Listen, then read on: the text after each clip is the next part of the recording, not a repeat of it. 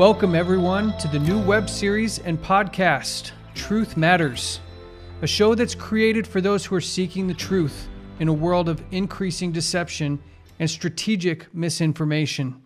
This program is the latest series by Amazing Discoveries, who for over 3 decades has worked tirelessly to become one of the most trusted names in the work of exposing the dark underbelly of the world and reporting on information that, quite frankly, others won't. All this is to help people uncover powerful truth and life-changing information. My name is Matthew Shonshay. Alongside me is Mackenzie Drebbett and Walter Feit. Together, Mackenzie and I have combined for over 20 years of studying and covering the topics of global power structures, the occult, and secret societies, and their historical context as they relate to what's happening today.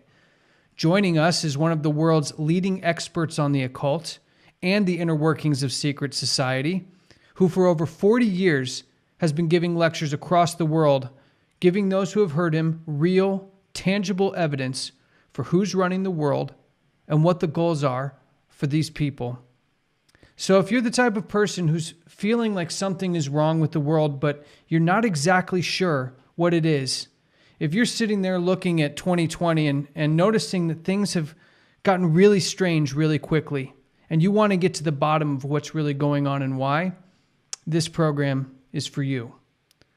Today can be the start of your journey to an absolutely amazing discovery.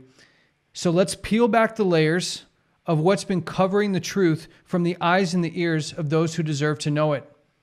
Our goal is to present real people, real places, and real events that answer the driving question, which in today's program is, are secret societies real, and what role are they playing in global events? Walter, Mackenzie, thank you guys so much for joining this important program. Thank you very much, and thank you, Walter, for joining us as well. I think we're going to have a lot of very interesting things to talk about today.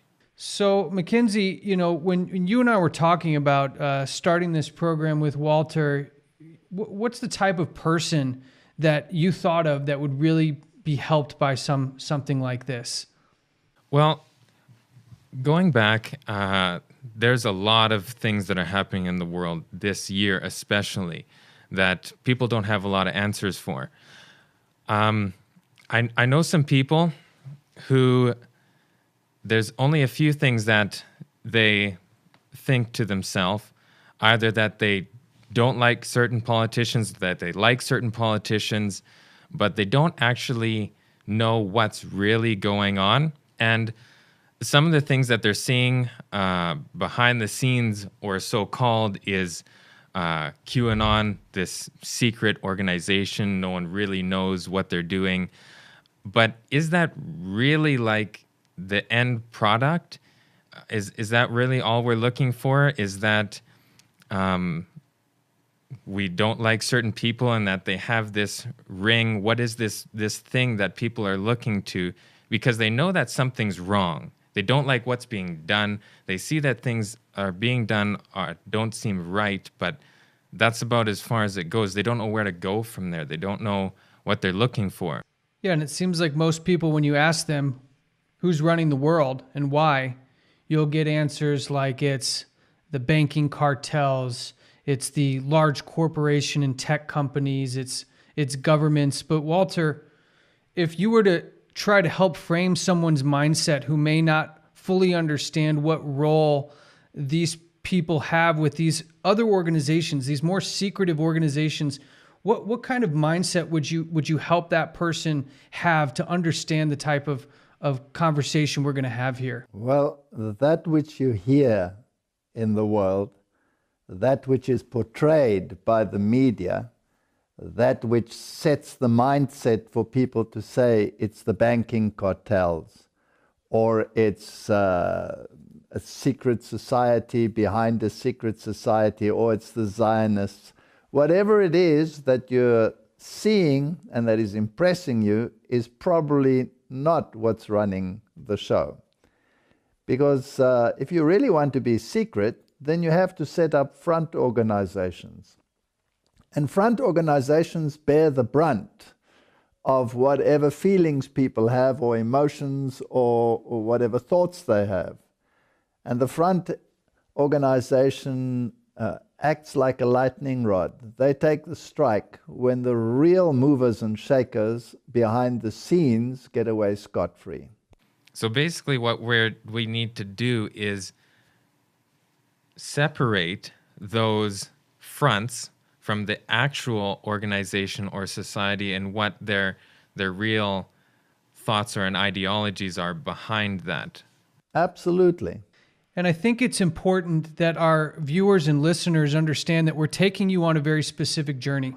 We want to show you exactly who is sitting at the top of this hierarchy. And we're going to do so by giving you as much information and context as we can to get you to understand what we're seeing in today's society. What are the different mechanisms and triggers that are currently being pulled and are going to be pulled here very soon on a national and global level? But to do that, I kind of wanted to get your guys' perspective on what role does understanding history play in deciphering what's happening today. For some people, they say history is in the past. It doesn't matter. Why would I need to know anything about history? Can you guys shed some light on the importance of understanding history to understanding what's happening today? Well, what is history all about? History is a record of events that have taken place in the past to shape events in the future. And history builds upon history. It is not true that people do not learn from history. People do gain experience. And if you have a sinister objective, then history will teach you how best to conceal yourself. And if we look at wars and we look at the results of wars and we see the reshaping of society, there is no doubt that a very fragmented world of the past has moved closer and closer towards a global agenda. And issues are being presented to the world which make a global agenda imperative. So who's moving behind the scenes in order to coordinate such a vast undertaking? And that's why a study of history and the way in which things proceeded from individual countries to empires to global empires is something that needs to be studied. So in history, do we see, Walter, if you could give your input on this, because you referenced these global organizations or global agendas. So we're seeing a lot more now about, the whole world, we need to unite, we need to be universal, we need to do this one world getting together as one. But where do we see that kind of coming in from history? It's always been a goal to have dominance. No matter which empire rose in the past, the goal was global dominance. It never succeeded. And therefore it was more and more necessary to work behind the scenes to make sure that it will succeed. If people work at cross purposes, there can be no unity. There can be no globalism once individualism strives. So by hook or by crook, individualism must be reduced and globalism must be increased. And for that you need a propaganda machine, and it has to be a universal propaganda machine. Yeah, because right now, I mean, so if we have this one world, you referenced ancient kingdoms and powers and civilizations that were trying to dominate universally.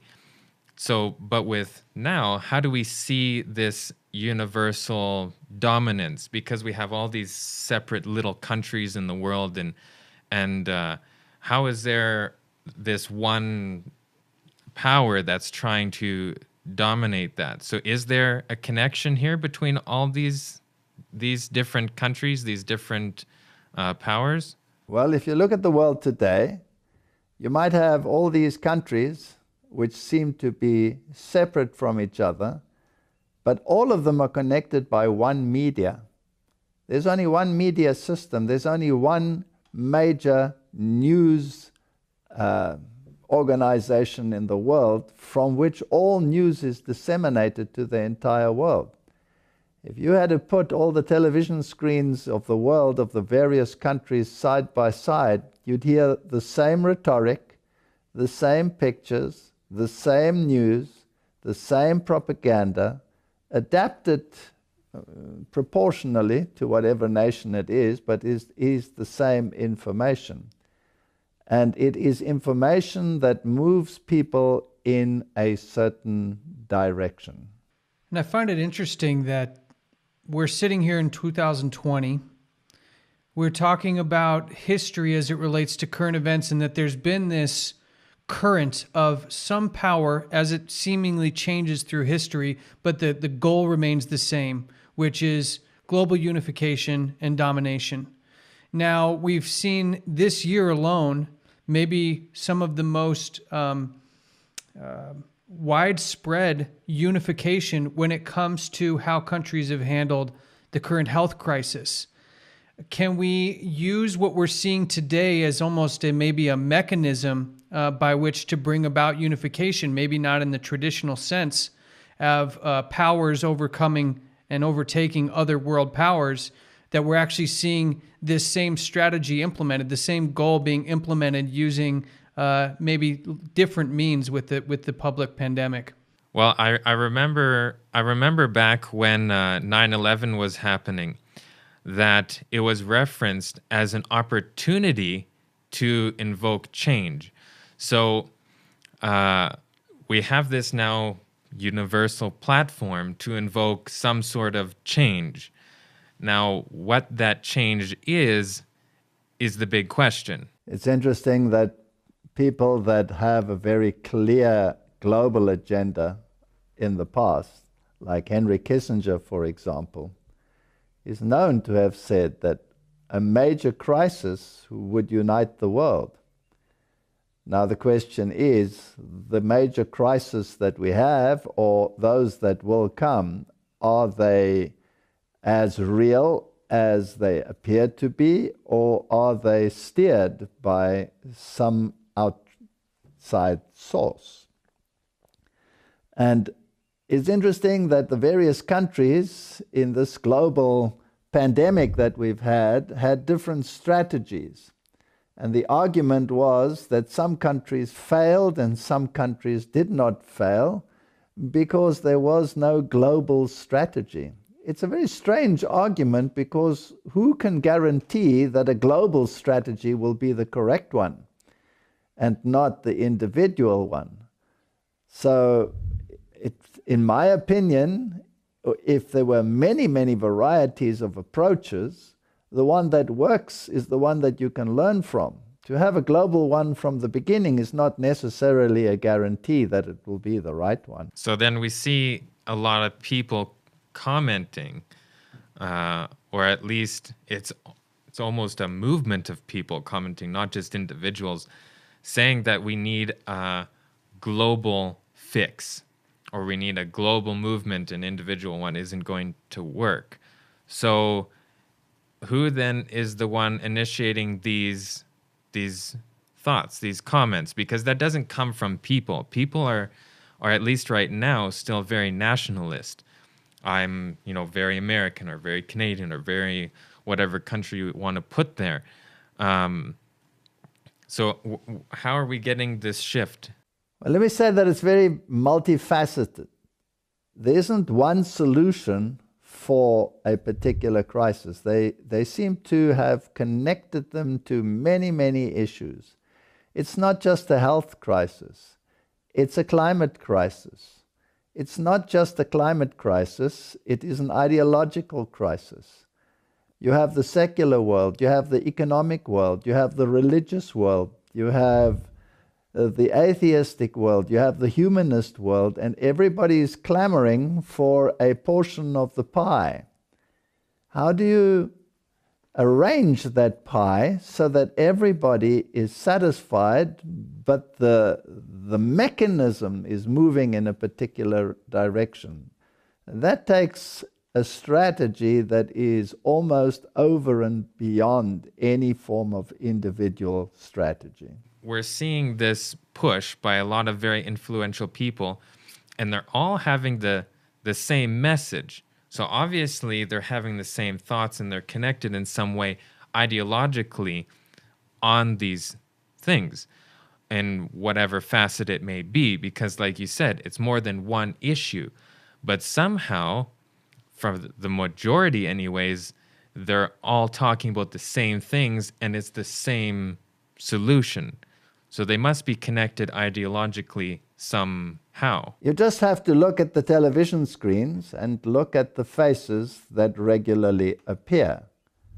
Those people must be somehow intertwined in the process.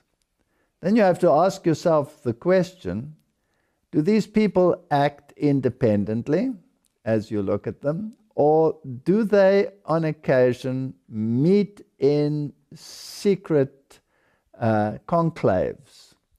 Are there movements in the world where the elite amongst government, the elite amongst religion, the elite amongst the sporting world, the elite amongst the economic and the banking world, all come together in one forum to discuss issues? And anybody who has even the slightest knowledge of these things will know that certain names come to mind then. For example, the Bilderbergers, a very secret meeting of all these high-flying individuals. But the question is, who coordinates the Bilderbergers? There must be a coordinating committee. It's not that these people radiate towards each other all by themselves. So the question again is, who runs the Bilderbergers? And who runs those that run the Bilderbergers, etc.? So you have to go down this rabbit hole to find the very source of all of these things. And that is, I think, what you guys are trying to achieve with this program. And I think it's important that we see these ideological connections move outside of the organizations that these people are a part of. So you'll see that past presidents or former heads of state or heads of banking, the World Bank, International Monetary Fund, the Council on Foreign Relations, the Trilateral Commission. A lot of these are trigger names for people who have done some light research on these things.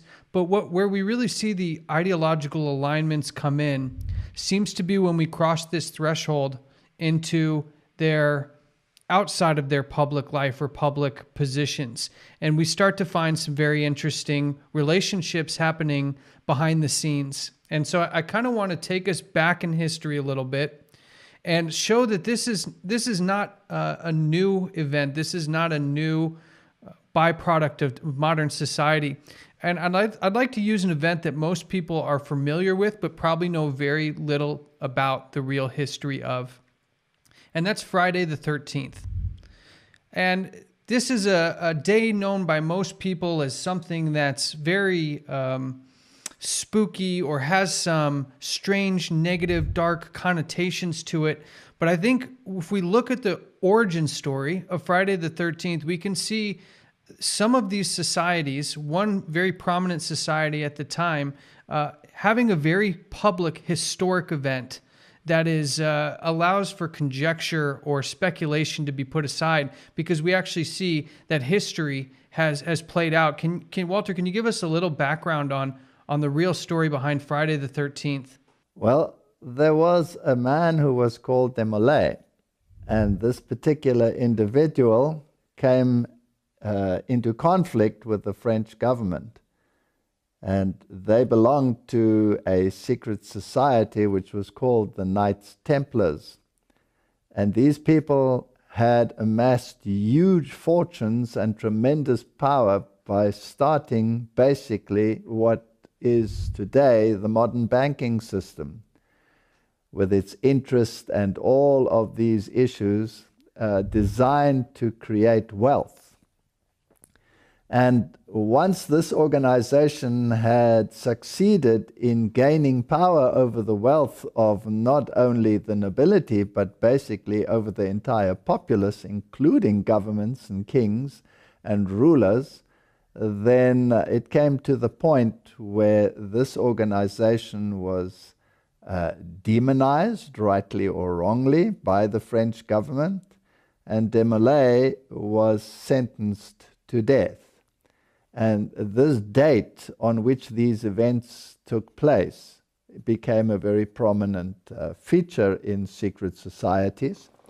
And today, that day is, shall we say, celebrated, or shall we say remembered with regret by calling it a day of bad luck, depending from which side you are coming, whether you are coming from the light side or the dark side. And yes, Friday the 13th becomes sort of entrenched in the minds of people. It's interesting, if you get onto an aeroplane, there is no row 13. So people are afraid of that number, and some people embrace that number.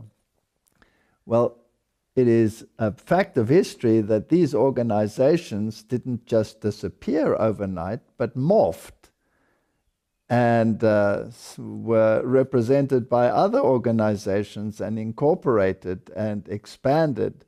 And all that happened was that something that was a little bit more visible became a little bit more invisible. Okay, so we see a connection here to a secret society with this very prominent date that everybody at least has heard of or knows as bad luck, not necessarily knowing the history. But like you said, what was the specific event that happened on Friday the 13th? It was the execution of Desmoulins. Now, if you go into a secret society like Freemasonry, for instance, they have a youth brigade which is called the Desmoulins. Now, why would they use that name so prominently? And why would such high-ranking politicians actually be involved in something like this? It is well known that a president such as Bill Clinton was very prominent in the Desmoulins movement, which is the youth movement of Freemasonry. So if these people were had such negative connotations, then why do societies today still employ that name and run their youth brigades under that banner? Well, and obviously if they have that name and it's under that banner, then they know the history behind that date and that name as well. Absolutely, and this is how you follow the clues. It's like, it's like a quest game. A very, very tricky quest game. It seems like while the rest of the world is kind of stuck in their what's happening today mode, these groups, these organizations, and subsequently the high-ranking people that are part of these organizations, and we're going to dive a little bit deeper into, what people are part of these groups and why they would be a part of them. But those organizations really seem to be sharp on their history and their idea behind numerology and astrology. So we see that they really highly value history and information, where today I'd say the general public is probably not so inclined to pay attention. And just for reference, Friday the 13th, the massacre was in the 13th century. So we, as people are saying, well, the people who run the world are these bankers. Well, let's trace this back to who are the original bankers. Where were the very first concept of banking, of usury and protecting one's assets? And we find this, was Knights Templar a military organization, or what gave them the status to become these bankers? They were knights. And as knights, obviously, they had a military role, and they were appointed by the church. And in the Middle Ages, when you had the Crusades, that is when the Knights Templars, according to their name, were the knights that guarded the temple site in Jerusalem. But they became very influential because of their banking expertise. And they were the first ones to introduce usury. But they did it in a very clever way to circumvent church law, which actually prohibits usury. And so they developed a system whereby huge profits were gained, and they gained tremendous power, not only in terms of their military role, but also in terms of their economic role. And it is probably a fact of history that all of these great financial institutions are somehow run by one organization behind the scenes and have a total control over global finance. So what you see happening is not what everybody thinks is happening, because the cycles that are taking place in the economic world are so regulated and so regular that you can almost put dates on when there will be ups and when there will be downs, when it will be bullish and when it will be bearish, and what the currency values are, and all of these issues. It is a monstrous creature, but who controls it? And I think most people would just go under the assumption that that's just naturally how it falls. We have this fluctuation up and then it goes down, and they take that for granted and they just think that's how it's always been, that's how I've always known it. It's way too complicated for me to understand. So then they don't look at it any farther. They just think it is how it is. We have to ask ourselves a question. If this is all the figment of somebody's information, then why have such high-ranking politicians, such as presidents of the United States and other countries, so often referred to them?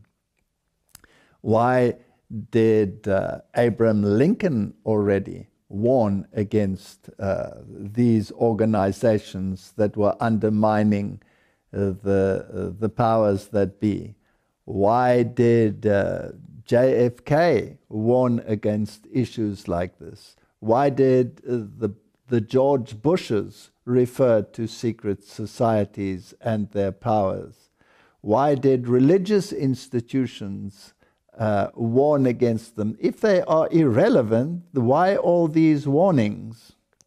And why did some presidents even refer to a sinister power behind the power, where it would be dangerous to even in a whisper refer to them?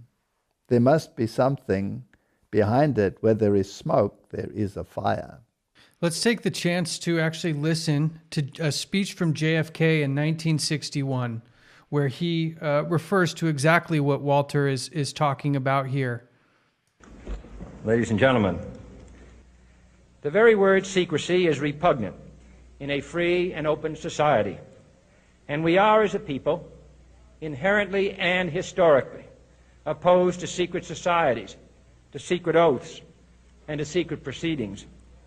We decided long ago that the dangers of excessive and unwarranted concealment of pertinent facts far outweighed the dangers which are cited to justify it. And there is very grave danger that an announced need for increased security will be seized upon by those anxious to expand its meaning to the very limits of official censorship and concealment, to stifle dissent, to cover up our mistakes, or to withhold from the press and the public the facts they deserve to know.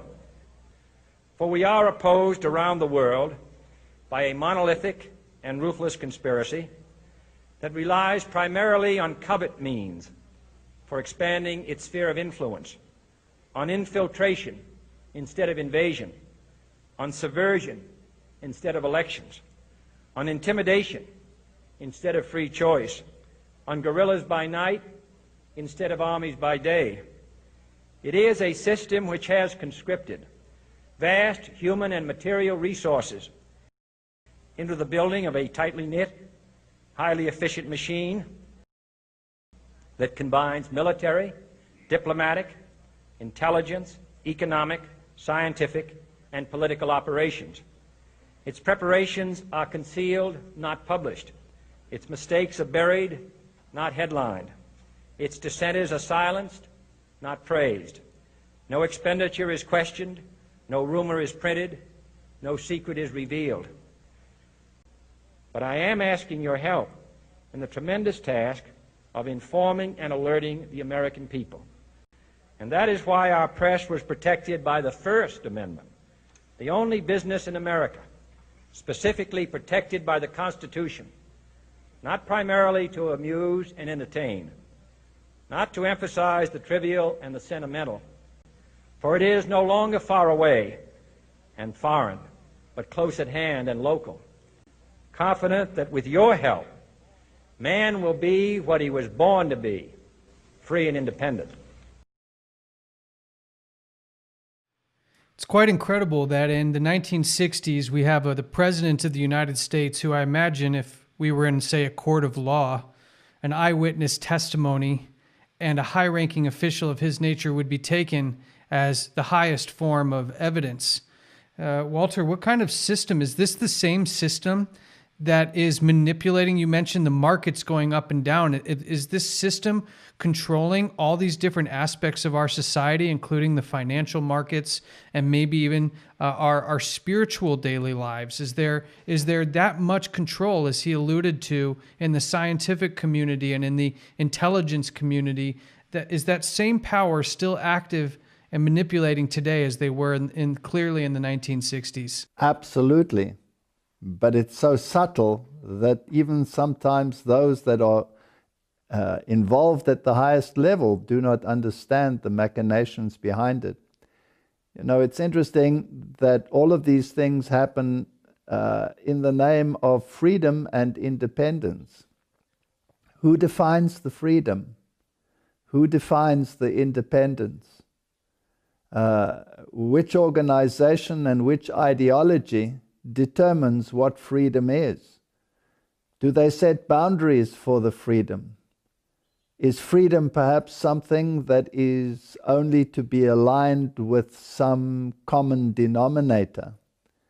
And what is that common denominator and who defines it? And this is something that affects every single person on the planet. And everybody has to ask themselves the question, once this great ideology is implemented, will it actually enhance my freedom, or will it curtail it, or will it eradicate it? And that is something that everybody should be concerned about. And in fact, everybody is becoming concerned, but they don't know exactly what the solution is. So we made reference to a lot of different things in the last little while. Alluded to the markets, that maybe that's even controlled by organizations. Then we have JFK having this reference where he's putting a negative light toward these secret societies. And he was referencing in a lot of facets of our life. So what examples can we have? Because we see a lot of separate things, or things that are labeled as negative, but are more pinned to smaller organizations or people. And how can we connect that to these actual organizations, or what this reference is from John F. Kennedy? Some people say you follow the money trail. It's an old adage, he who pays the piper calls the tune. So you might follow the money and you'll end up with the banking cartels and say, all right, that's the one who pays. That's the one who finances governments. That's the one who finances economic bailouts. You might go up to the International Monetary Fund and you ask yourselves, well, where do they get the money from? They also get it from the banking cartels, but they stand at a higher level. Is there another level above that? And this is the important thing about secret societies. They're all based on a pyramid system. They have a very, very broad base with many, many sub-organizations. Then the base gets smaller as you rise up on the pyramid. And eventually you get to the very top of the pyramid. And in most of the depictions of this pyramid, there is an eye, an all-seeing eye in the top of the pyramid. And what we are trying to achieve here, or what I assume you are wanting to achieve, is who does that eye belong to? And why is there only one eye? And why is that eye in capstone separate from the rest of the base? Seems to be an interesting aspect of that particular imagery. And I want to just give a little context to what we're referring to here. One example of this symbol that we're talking about can be found on the American US dollar bill. It's one of the emblems that's on the back of the dollar bill. It has a pyramid. It has different words surrounding it, which aren't in English. And the capstone is separated, glowing, and it has an eye in it. Going back to this, because people may not know, they see this on the dollar bill all the time, but they just shake it off. Who came up with this concept, like this imagery? Where does this come from? Oh, well, I was just going to say, add some context. Last I checked, as an American citizen, I haven't ever seen any pyramids in the United States. So I think a lot of people would ask, how does something like that, with that imagery, end up on the back of a dollar bill? Does it have any relation to what we're talking about here? Who brought that design forward to be such an iconic symbol on American currency today? Well, we started this program with history. And we asked the question, does history play a role? Where do you find a pyramid? You find it in many places in the world. And the most prominent one today, of course, where they still survive, is Egypt. But the Egyptian ones are just a relic, if you like, or a copy of something that preceded them. And you have the ziggurats in ancient Babylon. So basically, you can trace them back to Babylon.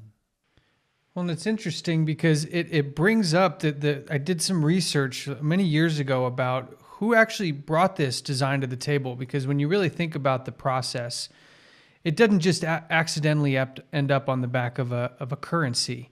It must have gone through design and approval to end up there. And you find an interesting organization hiding behind that, and an interesting person behind that design who happens to be a Freemason, part of the Freemason Society. When we look at Lady Liberty or the Statue of Liberty, we see that was given to us, the American people, by a Freemason. So we're starting to kind of circle around this organization of the Freemasons. And before we jump in, I'd like to kind of have our listeners and our viewers do a little exercise with us. If you could open a search engine, type in your town name, and type in Masonic Lodge afterwards. Because I think about 95% of the people who take this exercise and actually do it will find that there's going to be, no matter how big or how small their town is, most likely there's going to be a Masonic Lodge in their area. Why would that be? Why would a Masonic Lodge seem to be appearing in, at least in North America, in almost every city in the country? And if you go to some of the cities in the United States of America, you will find the Masonic sign on the offices of public office. You will find them on police doors. You will find them on public buildings. You will find them on the capstones of most of the major public buildings.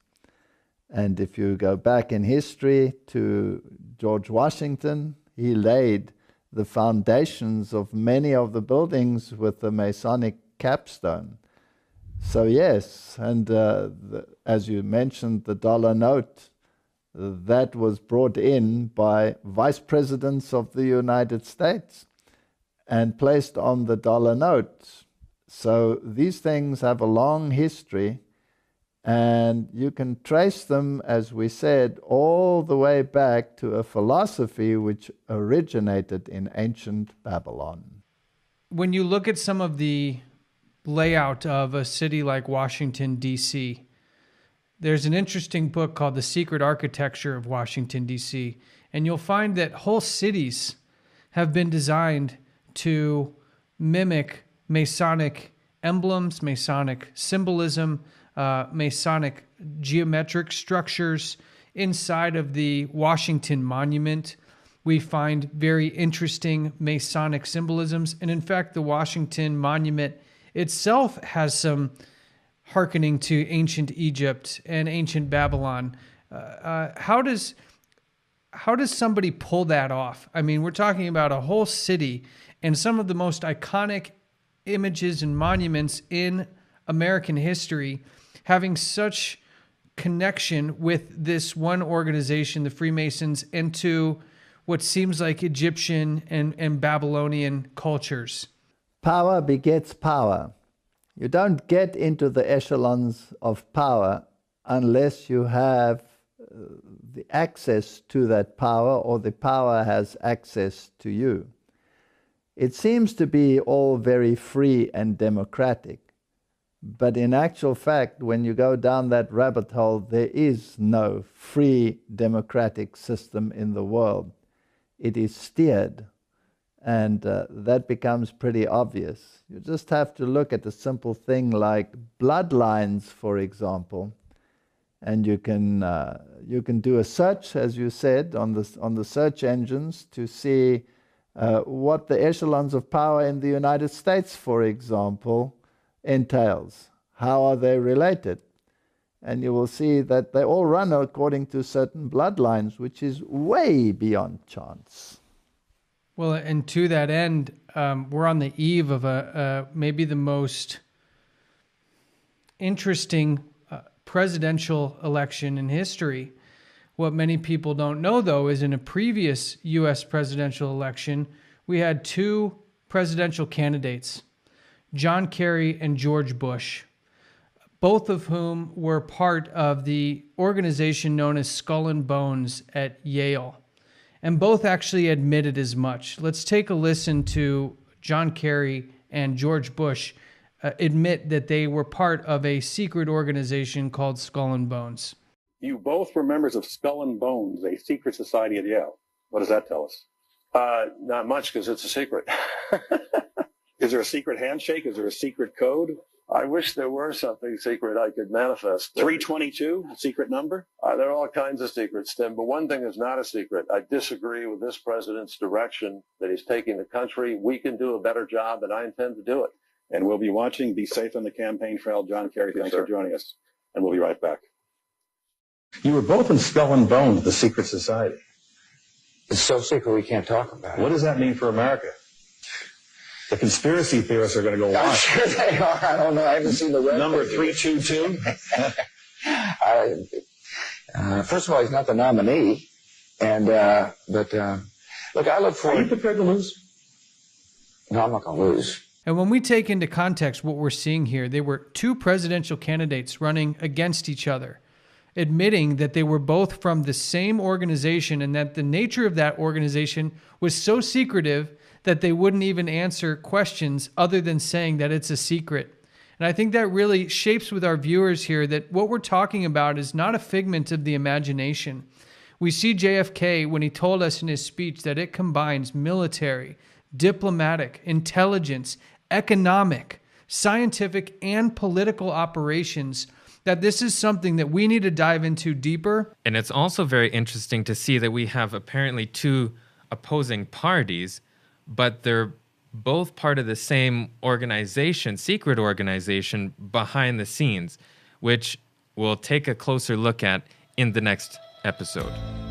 Mackenzie, Walter, thanks for joining. We're going to go a little bit deeper next time. We'll see you guys soon.